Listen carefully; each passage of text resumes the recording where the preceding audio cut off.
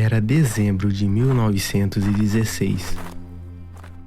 Um grupo de nobres russos convidou um homem para jantar. Eles envenenaram o vinho dele. Ele bebeu e não morreu. Atiraram nele, ele caiu e levantou. Atiraram de novo, ele ainda tentou fugir. Jogaram ele num rio congelado com as mãos amarradas. Quando encontraram o corpo, havia água nos pulmões. Ele ainda estava vivo. Quando entrou na água, quem era esse homem? Por que ninguém conseguiu matá-lo? E por que o Império Russo inteiro tinha medo dele? Para entender Rasputin, você precisa esquecer tudo que já ouviu sobre ele. Ele não era um mago, não era um demônio.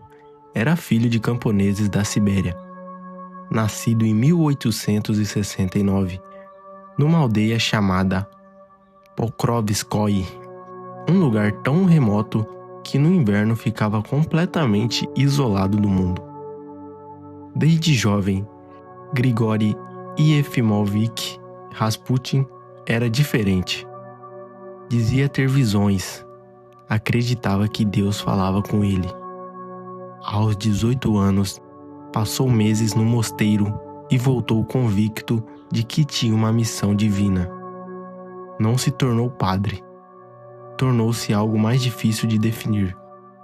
Um stranik, um andarilho sagrado, um peregrino que vagava pela Rússia pregando e curando. E as pessoas acreditavam nele. Havia algo nos olhos dele, escuros, intensos, penetrantes, que fazia as pessoas sentirem que ele as enxergava por dentro.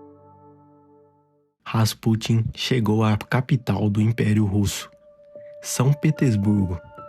Era uma cidade de ouro e miséria, de bailes e fome, de fé e desespero. E Rasputin encaixou perfeitamente nessa contradição. Ele começou a frequentar círculos da nobreza. As mulheres da alta sociedade eram suas maiores fãs. E elas o chamavam de nosso Cristo, nosso profeta. Ele tinha um carisma inexplicável. Sabia ouvir, sabia tocar as pessoas e tinha uma reputação de curar os doentes. Foi essa reputação que chegou aos ouvidos da família mais poderosa da Rússia, o César Nicolau II e a Cesarina Alexandra. Alexei, filho único do casal imperial, tinha hemofilia, uma doença onde o sangue não coagula e um simples machucado pode ser fatal. Os médicos eram impotentes. A criança sofria crises horríveis de dor e Cesarina estava desesperada. Em 1907, chamaram Rasputin. Ele ficou ao lado do menino, orou, colocou as mãos sobre ele e a crise passou. Coincidência? Hipnose? Fé? Ninguém sabe até hoje. Mas para Alexandra estava provado. Rasputin era enviado por Deus. A partir daí, ele se tornou indispensável à família imperial. Tinha acesso direto ao palácio. Influenciava decisões políticas e os inimigos começaram a se acumular. Enquanto a nobreza o odiava, o povo tinha uma relação ambígua com ele. Rumores circulavam por toda São Petersburgo que ele manipulava a Cesarina, que tinha casos com mulheres da corte, que controlava quem entrava e saía do governo.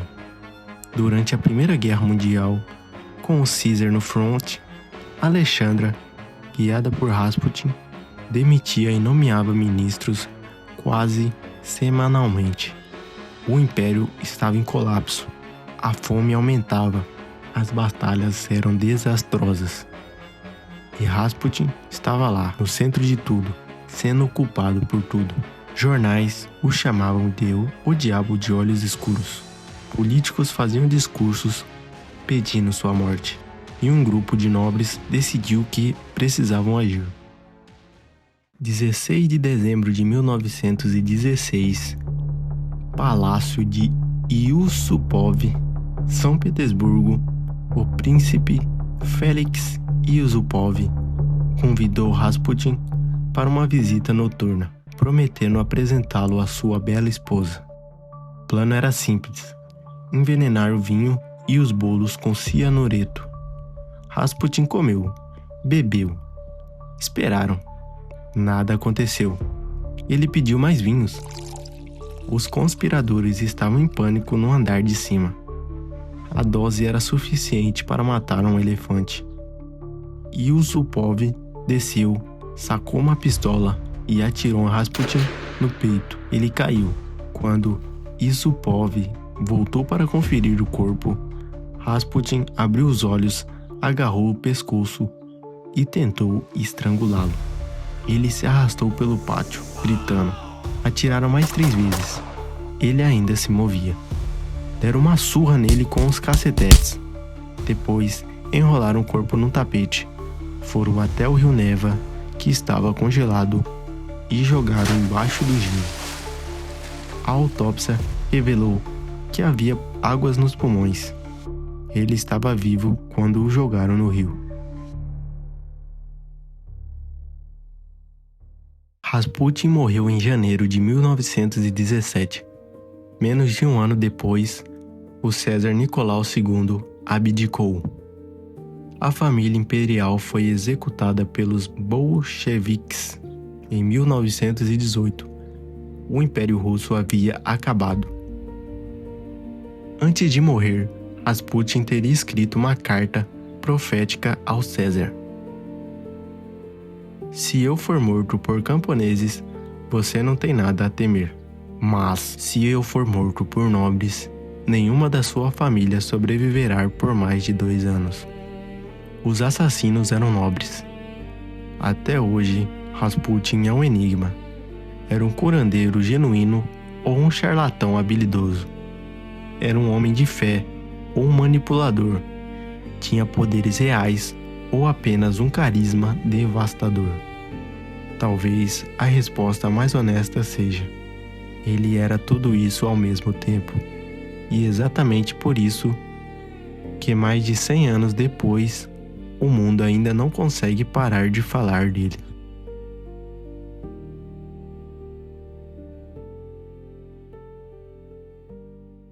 Se você chegou até aqui, provavelmente quer saber mais.